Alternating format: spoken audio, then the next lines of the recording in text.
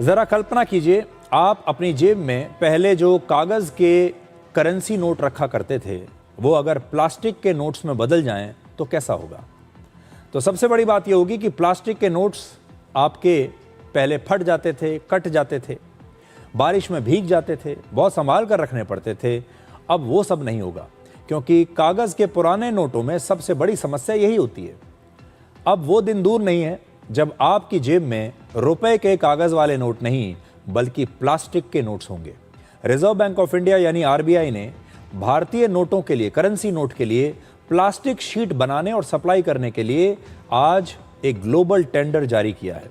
पिछले महीने आरबीआई के गवर्नर संजय मल्होत्रा ने कहा था कि आरबीआई प्लास्टिक नोट्स के प्रस्ताव पर विचार कर रहा है।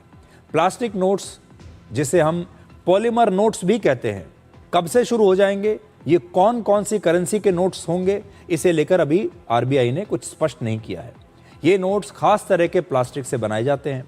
सामान्य कागज के नोटों की तुलना में ये कहीं ज्यादा मजबूत और टिकाऊ होते हैं।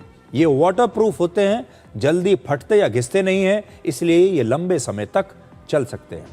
आरबीआई को हर साल करोड़ों की संख्या में कटे, फटे और खराब नोट्स को नष्ट करना पड़ता है। वर्ष 2023 और 24 में आरबीआई ने 2000 करोड़ रुपए से ज्यादा के खराब नोट्स को नष्ट किया था, क्योंकि ये नोट चलने लायक नहीं थे। आरबीआई को नष्ट किए गए नोट्स की जगह फिर से नए नोट छापने पड़ते हैं और इस पर हर साल करोड़ों रुपए खर्च होता है। अब अगर प्लास्टिक के नोट आते हैं बाजार में तो आरबीआई का हर साल नए नोट की छपाई पर होने वाला यह खर्चा कम हो जाएगा। ये नोट छूने और दिखने में काफी हद तक सामान्य कागज के नोटों जैसे ही होंगे।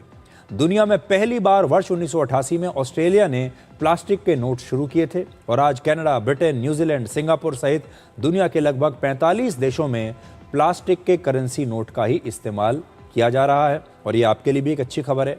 अभी तक हमारे पास जेब में जो रुपए का कागज़ वाला नोट होता था उसे बड़ा संभाल कर रखना पड़ता था, बारिश में भीग ना जाए, कभी फट ना जाए और बहुत सारी समस्याएं होती थीं।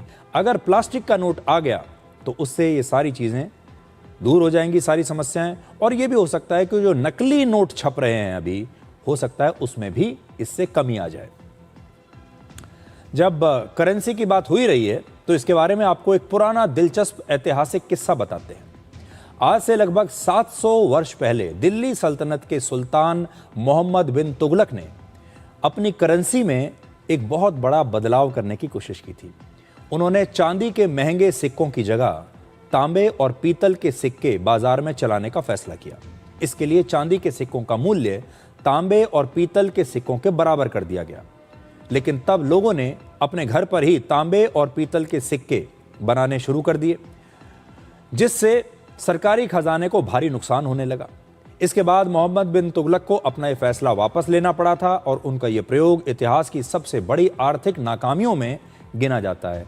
और इसी प्रकार के जो फैसले हैं जो वो रातों रात ले लिया करते थे, इन्हीं की वजह से मोहम्मद बिन तुगलक को पागल बादशाह यानी मैड मोनार्क भी कहा जाता है। यूरोप को पूंजीवाद का प्रतीक माना जाता है, लेकिन दुनिया की पहली पेपर करेंसी की शुरुआत यूरोप में नहीं बल्कि चीन में हुई थी। यूरोप में पेपर करेंसी की शुरुआत 17वीं सदी में हुई, लेकिन चीन ने इससे लगभग 600 वर्ष पहले ही यानी 11वीं सदी में ही दुनिया की पहली पेपर करेंसी जारी कर दी थी। और सोंग राजवंश के दौरान पहली बार कागज के ये नोट चीन में आए थे।